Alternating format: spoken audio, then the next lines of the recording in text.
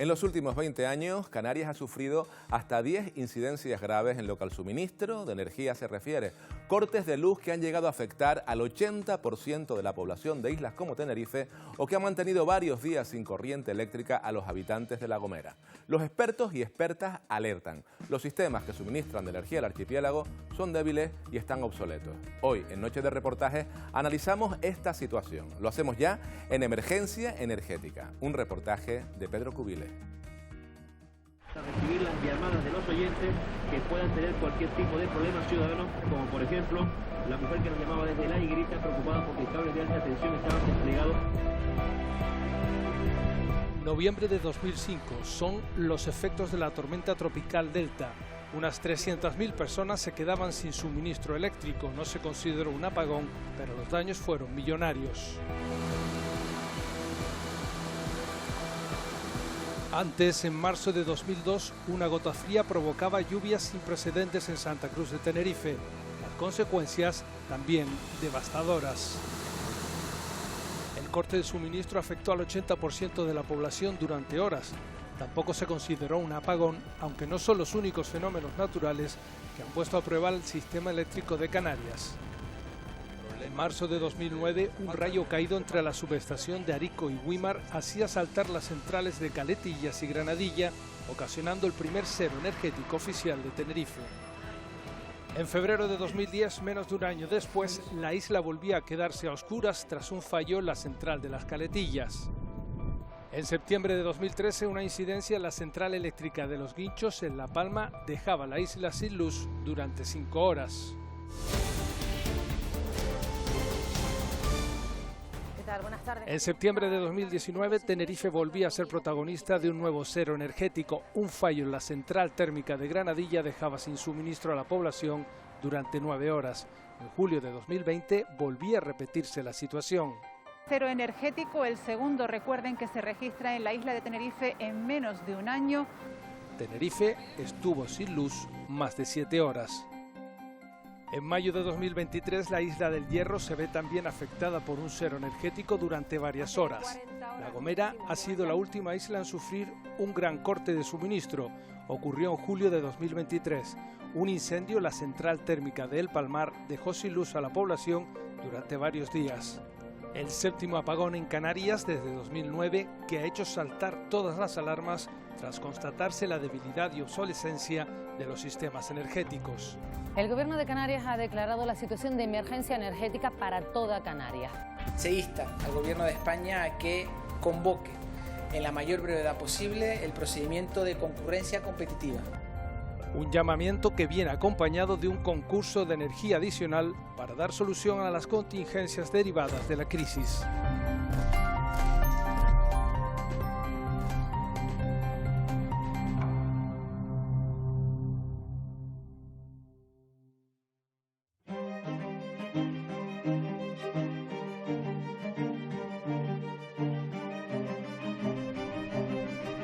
El archipiélago canario es una zona muy singular cuando se trata de gestionar infraestructuras eléctricas.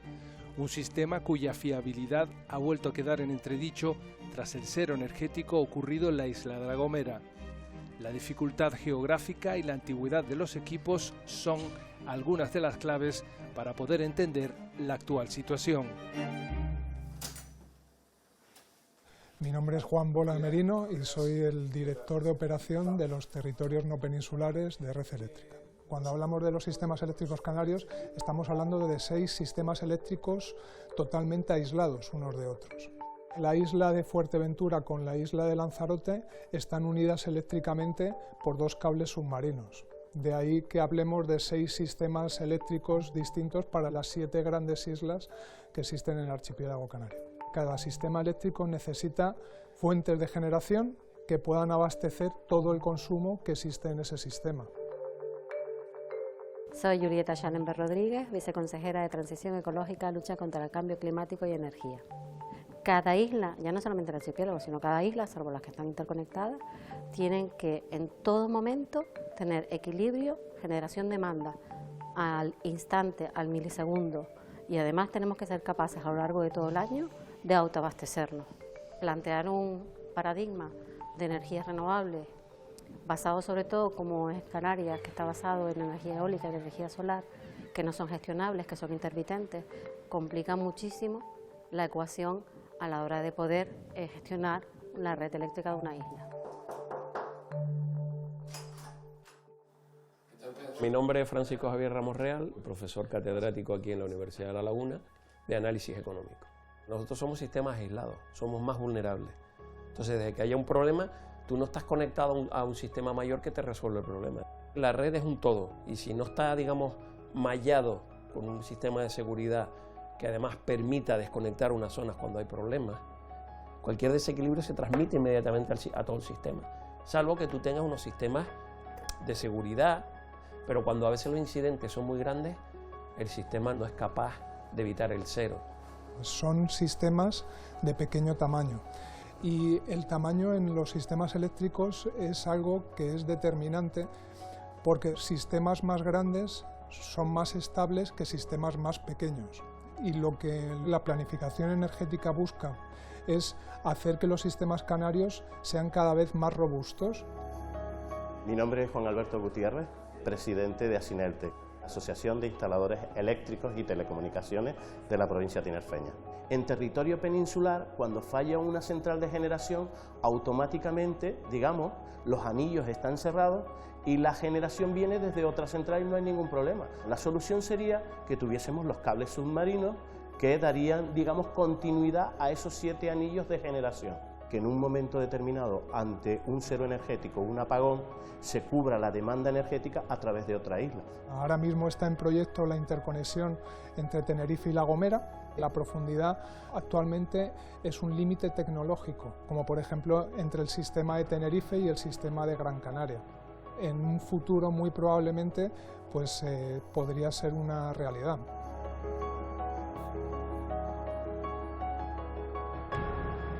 Mi nombre es Roque Calero Pérez, soy doctor en Ingeniería Industrial y catedrático de universidad. Yo creo que el sistema eléctrico de las islas, posibles oportunidades y fortalezas que debilidades, es lo que te digo. Yo creo que si hay una región en el mundo que puede tener un alto nivel de autosuficiencia energética, se llama Canarias. Tenemos un sistema eléctrico diferente, por supuesto, pero también tenemos algo diferente, y es que al ser islas somos sistemas cerrados. Somos una especie de mundo en miniatura, ¿no? Un buen banco de ensayos. Soy Carlos Medina, decano del Colegio Oficial de Ingenieros Industriales de Canarias Oriental. Tenemos un parque de generación absolutamente envejecido, donde más del 50% de los grupos de generación pues, han superado su vida útil regulatoria, que se llama, y ahora mismo no tenemos ese margen de seguridad que nosotros necesitamos para que el sistema eléctrico sea fiable, que es la principal característica que tiene que cumplir un sistema eléctrico. La situación es preocupante. Llevamos con esto desde hace muchos años, advirtiendo de que nuestras centrales generadoras les pasa lo que les pasa, pero es que además no es un problema solamente de generación, es un problema coyuntural y estructural. Es que a eso tienes que sumarle cómo están nuestras redes de transporte y nuestras redes de distribución. No están mucho mejor. Unas renovables que no acaban de llegar, estamos en unos porcentajes absolutamente vergonzosos y la ausencia total y absoluta de almacenamiento. Ten en cuenta que hay 3 tipos de grupos: los que están conectados a red a plena potencia, los que están conectados a red a baja potencia esperando que falle el de mayor potencia, y otros que están parados pero que tienen que arrancar en 15 minutos. Si falla el primero entra el segundo, y si falla el segundo entra un tercero, ¿no? Necesitas más potencia instalada que la potencia realmente que se demanda, por una cuestión de seguridad. Y lo que ha ido ocurriendo es que a medida que ese parque ha ido envejeciendo, hemos ido reduciendo el margen de seguridad hasta el punto de que dentro de poco, o ya prácticamente estamos en donde la potencia demandada es prácticamente igual a la potencia instalada, descontando la que ya está fuera de su vida útil regulatoria. Si yo voy desmantelando la generación térmica convencional y voy quitando 1 megavatio o 100 megavatios, voy eliminando grupos de la central, la intuición lo que me dice es que si yo voy reponiendo esa potencia con renovables, pues estaría manteniendo ese nivel de seguridad, ¿es correcto, no? Pues la respuesta es que no. Y ahora mismo estamos desmantelando potencia convencional y no somos capaces ni siquiera de reponer el megavatio que retiramos, estamos por debajo de 1. Las centrales generadoras canarias son las centrales más obsoletas de toda España, las que más contaminan de toda España, porque ni siquiera son de segunda o tercera generación de ciclo combinado, las nuestras son térmicas, se alimentan con fuel oil, con un combustible fósil, como todos sabemos, con bajo nivel de emisión de azufre, pero son de las más contaminantes del país.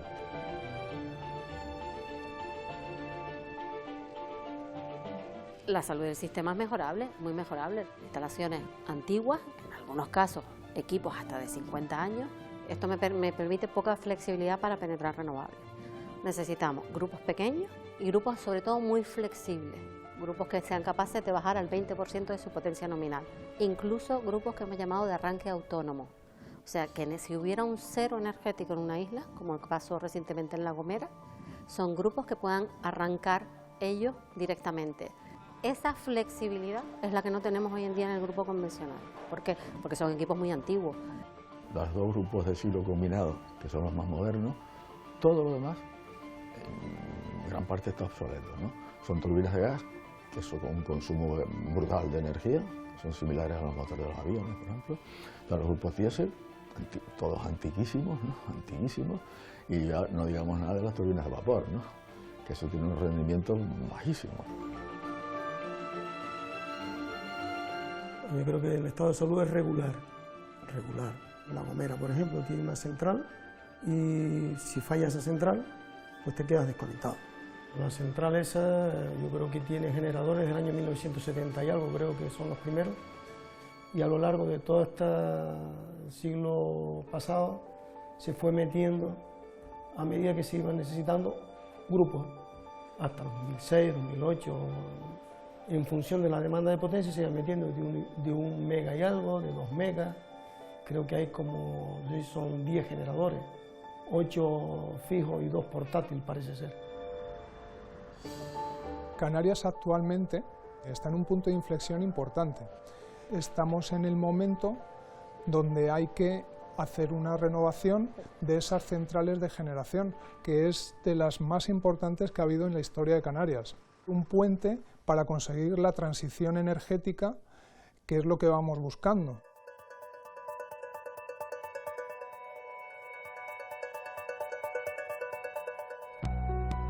La energía es un factor de producción imprescindible para la mayoría de actividades, un sector necesitado de reformas urgentes en Canarias que en tan solo unos meses ha pasado de la inacción de anteriores gobiernos a la declaración de emergencia energética que intenta evitar el colapso del sistema. Si me dices, ¿actualmente la demanda se puede suministrar? Claro que sí, la generación existente puede alimentar todo el consumo de los sistemas canarios. Lo que se ha llamado emergencia energética es un adelanto a lo que podría llegar a pasar si se sigue declarando indisponible esa generación existente en los sistemas y no se sustituye por una nueva generación. El foco está puesto en esa gran renovación del parque convencional actual, está puesto en el concurso de concurrencia competitiva, que es responsabilidad del Ministerio. Hay que esperar siempre a los informes de red eléctrica. Ahí salió una potencia limitada, 120 megavatios para la isla de Gran Canaria, 80 megavatios para la isla de Tenerife y 50 megavatios para la isla de Fuerteventura. Son las 3 islas que identificó el operador del sistema como que tenían déficit de potencia. En el mejor de los casos, algunos equipos dentro de 3 años podrían quizás, si son renovaciones, estar operativos, pero la media la establecemos en los nuevos grupos probablemente de aquí a 5 años. Hasta que eso suceda, funcionaremos con las medidas de emergencia, que son las que vienen a reforzar el sistema actual para que no hayan esos apagones, que esperamos resolver pronto, tener ya el listado de empresas, lo que tarde el Ministerio en adjudicar el régimen retributivo y lo que se tarde en construir. Yo entiendo que cuando hablan de déficit, hablan de ese déficit, de grupos que están obsoletos, que hay que actualizarlos. No se trata de aumentar la potencia porque no hace falta. Se trata de reponer la potencia obsoleta por potencia nueva. Son parches, evidentemente. ¿Cuáles son esos parches? Establecer en distintos sitios estratégicos grupos de generación que estén preparados para, si se produce un cero energético, actuar de respaldo y volver a reconducir el suministro en el menor tiempo posible. pero no están para evitar que se produzca un cero energético. La norma que regula esto es una norma a nivel estatal, que es el Real Decreto 738/2015. De manera anual, el operador del sistema, que es Red Eléctrica, tiene que emitir un informe y tiene que plantear las necesidades de potencia, no de ese año, sino de lo que va a pasar dentro de 5 años. Y anualmente deberían convocarse esos concursos de concurrencia competitiva para sacar a concurso esa nueva potencia que va a ir siendo necesaria, pero nada de eso se ha hecho desde el año 2013. Luego ese Real Decreto 738/2015 tiene una alternativa para casos de emergencia que no han sido planificados, como el volcán de La Palma. Y ahora lo que está haciendo el Gobierno de Canarias, mediante este procedimiento que se ha bautizado como concurso exprés, que en esencia es una chapuza jurídica, es intentar resolver por la vía de la emergencia una cosa que no es más que un retraso acumulado durante ya más de una década. Podríamos pensar que esa renovación de los equipos se podría haber planteado hace unos años. En el caso de la emergencia, Red Eléctrica no había declarado esa falta de potencia. En el caso de concurrencia competitiva, el marco retributivo lo paga el Estado.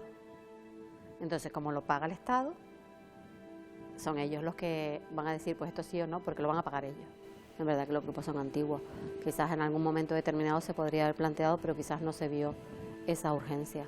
Yo entiendo que han visto la debilidad del sistema, ven que no es a futuro fiable y por tanto quieran declarar la emergencia energética. Les permitirá evitar ciertas trabas legales y agilizar algunos temas, renovación de algunos equipos, mejora tecnológica. Estos grupos generadores de emergencia que se van a instalar son la reserva fría, esos grupos que están parados y que tienen que arrancar en 20 minutos en caso de que sea necesario. Pero son instalaciones industriales fijas, están sujetas a los mismos trámites, a los mismos permisos, a las mismas licencias que las instalaciones convencionales. Y eso no se resuelve en un año, se resolverá como mínimo en 5. Yo creo que unos grupos embarcados, ¿no?, que puedas trasladar de un sitio a otro, pues hubieran resuelto mucho mejor y más fácilmente el problema y mucho más a corto plazo.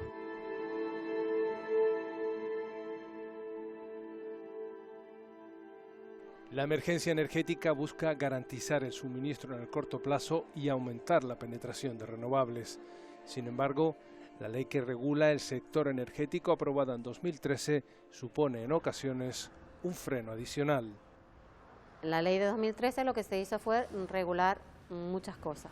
Se decía que para poder acceder a nuevas instalaciones tenía que hacerse ese concurso de concurrencia competitiva. Realmente antes no se podía haber hecho y era una cuestión de que no estaba el marco legal establecido, no estaba el marco legal aprobado por la Comisión Europea. La ley que en su momento se puso de que no se podía asignar toda la potencia a una misma empresa, ¿no? Es que el problema está si en Canarias pueden entrar varias empresas a competir. Yo creo que sí, pero en su momento se tomó esa decisión y UNELCO lo que hizo fue paralizar las inversiones. En la 10ª legislatura, el Partido Popular a nivel nacional crea este galimatías jurídico y esto fue contestado por el grupo parlamentario socialista y de ellos propusieron un texto alternativo, pero nunca lo aceptaron. Pero luego lo curioso es que cuando el Partido Socialista llegó al gobierno no cambió ni una coma de esa ley y luego la apuntaló ante Europa. Yo entiendo que si se puede hacer una ley de amnistía, también se puede hacer una modificación de esta ley para que no tener este tipo de problemas, ¿no? La alternativa es que con carácter de emergencia se cambie la ley, pero la ley ya no depende de los canarios. Yo no sé si hay que cambiar la ley, posiblemente basta con cambiar reglamentos y con tener, digamos, la intención de hacer las cosas. Yo lo que veo es que no solo en este gobierno, sino en el anterior y en el anterior, el desconocimiento, sobre todo a nivel político, es absolutamente impresionante. En la medida en que este marco normativo no exista, todas estas declaraciones de emergencia, estos concursos exprés, todo esto no es más que hacer ver que estás haciendo algo cuando realmente no estás haciendo nada. Esto es como pedalear en una bicicleta estática.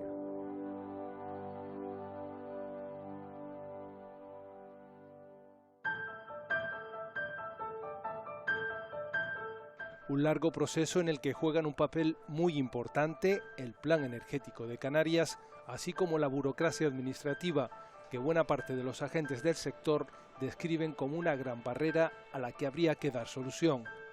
La política energética en Canarias básicamente ha sido una tendencia y tirar para adelante.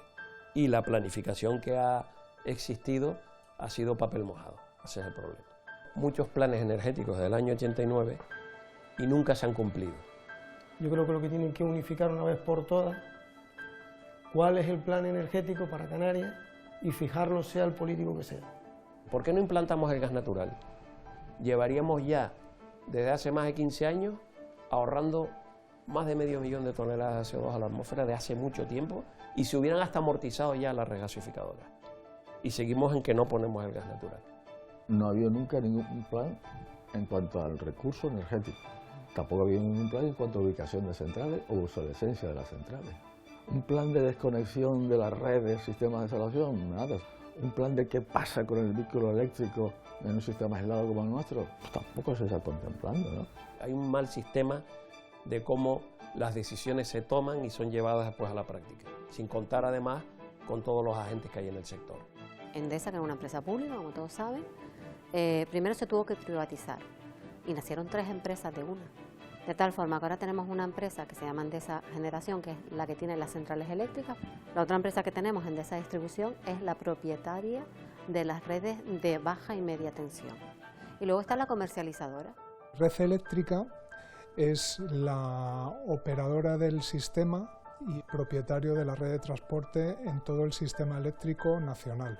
Aquí en Canarias es la propietaria de toda la red de los sistemas eléctricos canarios de 220.000 voltios hasta 66.000 voltios y de todas las interconexiones entre las islas. Se encarga de vigilar la correcta transmisión de la energía desde los puntos donde se genera hasta los puntos donde se consume y, por otro lado, equilibrar la demanda con la generación en cada instante de tiempo. Tanto las leyes como la regulación como las normativas propias de la energía en Canarias, salvo lo que está por legislación nacional y que eso es el Ministerio, tenemos las competencias delegadas. De hecho, pues tenemos la Dirección General de Energía, que es la que al final pues instruye todos los expedientes que tienen que ver con la energía. ¿Quién es el responsable de la política energética en Canarias? El Gobierno de Canarias, también en parte el Gobierno nacional. Pues ellos son los últimos responsables. Todos los gobiernos de Canarias no han sido capaces de hacerlo. El nivel de los parlamentarios que están ocupados de este asunto, tanto la parte del gobierno como la parte de oposición, es de un alumno de cuarto de la ESO, en materia energética. Luego, no es extraño que estemos en esta situación. Hay conocimiento técnico de sobra para esto, lo que no hay es voluntad política ni marco normativo adecuado. A veces no es tanto falta de voluntad, sino falta de recursos. Desde luego en el Gobierno de Canarias veo voluntad política. En el Ministerio veo voluntad política. En los cabildos, en algunos sí y en otros menos. Los ayuntamientos tienen pocos técnicos. Es una cadena de despropósitos. Llevamos 10 años mirando para otro lado.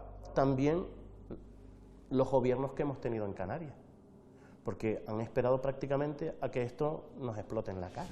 Solo tengo que decir, este es nuestro plan estratégico energético. Y ahora con el plan vas a Madrid y vas a Bruselas. ¿Que te lo acepta? Estupendo. ¿Que no te lo acepta? Bueno, pues ya veremos. Y entonces los fondos Next Generation los hubiéramos tenido, por ejemplo, en más cantidad y mejor enfocados. Normalmente en la consejería intentamos captar los mayor número posible de fondos FEDER que se canalizan a la población a través de ayudas de eficiencia energética y de energía solar fotovoltaica. Y este año, aparte, se ha contado con los fondos Next Generation. Afortunadamente hemos podido ampliar el plazo para algunas de estas ayudas e incluso ampliar fondos. Hablamos de un montón de alternativas, pero estamos constantemente hablando, pero hablamos mucho más rápido que ejecutamos, y entre otras cosas porque luego el nivel burocrático para solventar todos estos proyectos no camina. La burocracia es absolutamente infernal. Los proyectos energéticos requieren, primero, fuertes inversiones y segundo, una tramitación burocrática que en algunos casos puede durar pues décadas, como la famosa central de Girasoria, 10 años para tramitar todos los permisos.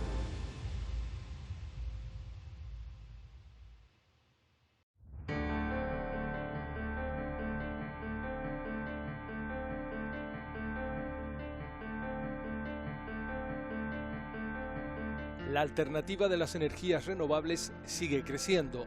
Sin embargo, el sistema eléctrico actual, los dispositivos de almacenamiento o las propias limitaciones del territorio son algunos de los principales obstáculos para su desarrollo.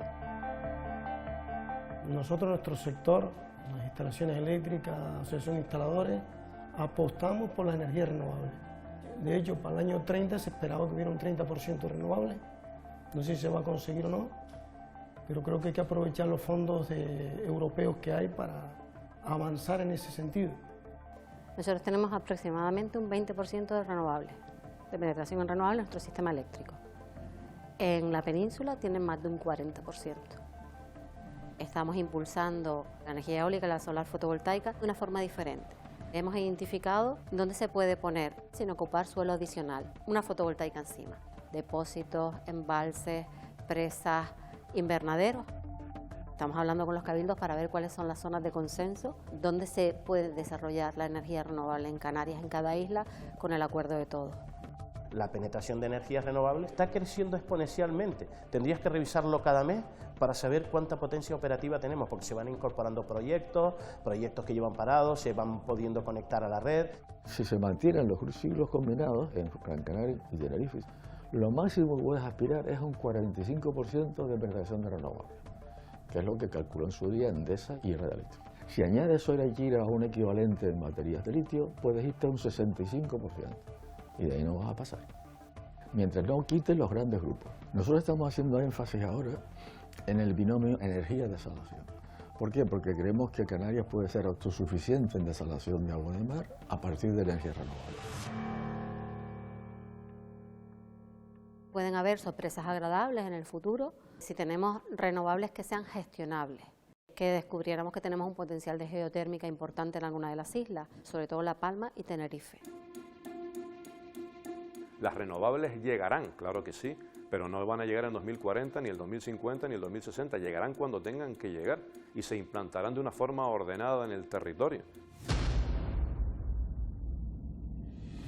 Tendremos un mix que nos permita poco a poco generar nuestra propia energía y tener un poco más de independencia, pero no se pueden hacer anuncios políticos de cosas y objetivos que son completamente irrealizables. Aquí siempre se da una paradoja muy grande. Todos queremos llegar a casa, que la nevera esté funcionando, que pueda poner mi música, mi tele, pero luego hay una oposición cada vez mayor a que se hagan tendidos eléctricos, a que se hagan parques eólicos. Si yo quiero tener seguridad de suministro en mi casa, eso implica que tengo que tener una red de distribución en condiciones. Y después hay otro problema que es el almacenamiento. Tenemos que tener sistema de almacenamiento para captar toda la renovable que se va a meter en la red. A día de hoy, con los planes que hay en el PTCAN, no hay suficiente sistema de almacenamiento para tanta energía renovable como está prevista. En Canarias va a ser muy difícil pasar de un 20 y pico % de penetración de renovables en el sistema eléctrico sin sistema de almacenamiento. ¿Por qué? Porque estamos aislados. Existen técnicamente en el mercado otros sistemas alternativos de almacenamiento energético a gran escala y que ya se están implementando. El Estadio de Gran Canaria ha montado en su cubierta una instalación impresionante fotovoltaica acompañada de almacenamiento energético a gran escala que va a posibilitar que los encuentros del Granca y de la Unión Deportiva Las Palmas, cuando sea en horario nocturno, sea de origen renovable, aunque sea de noche.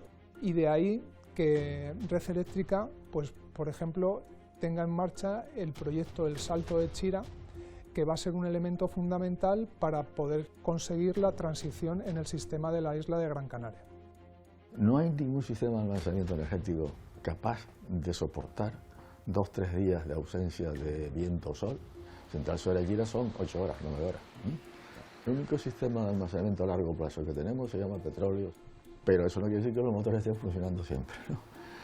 Por tanto, tú puedes tener sin ningún problema 10 o 12 grupos térmicos parados todo el año, nada más que por si algún día hacen falta. Y hay que decir que el coste del equipo es muy bajo en comparación con el coste del combustible que se quema.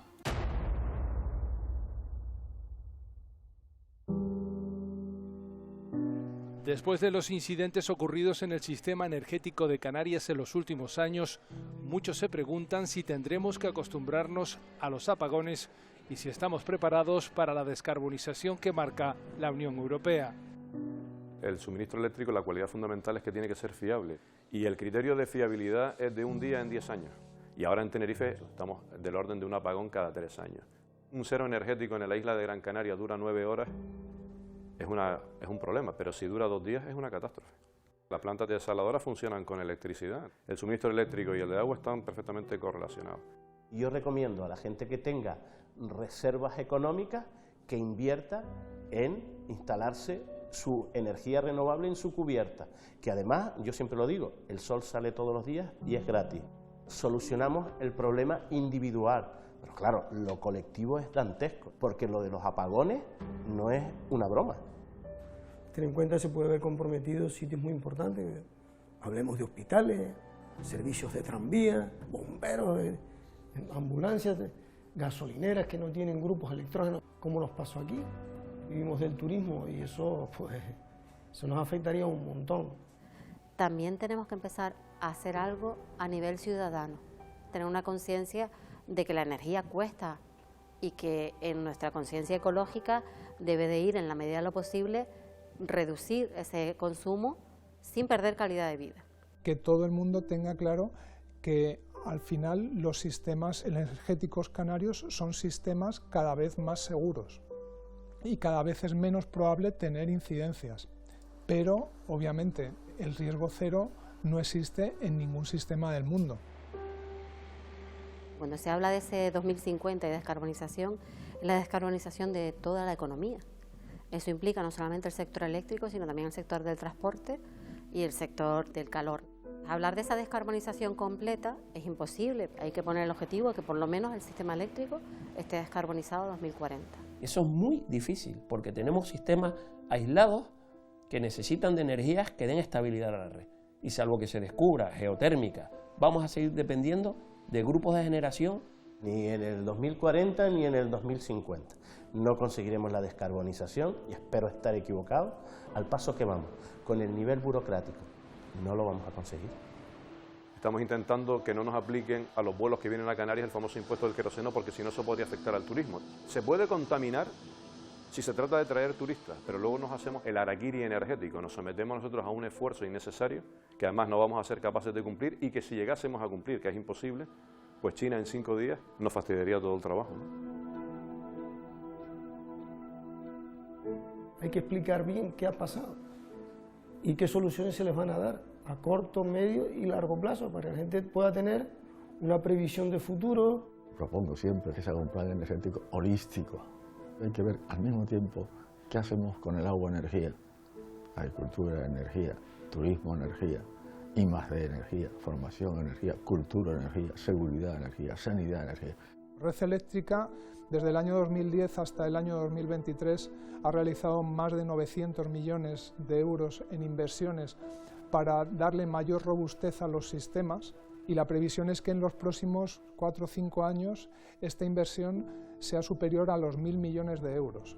Canarias podría ser un laboratorio para poner todas las innovaciones tecnológicas que tenemos, tanto de eólica como en fotovoltaica, como en maremotriz, la eólica marina, pero el sistema tampoco, digamos, lo va a admitir al ritmo que vamos. Ahora mismo no veo yo voluntad política, ni formación, ni conocimientos, ni estrategia. Va a ser un futuro bastante complejo.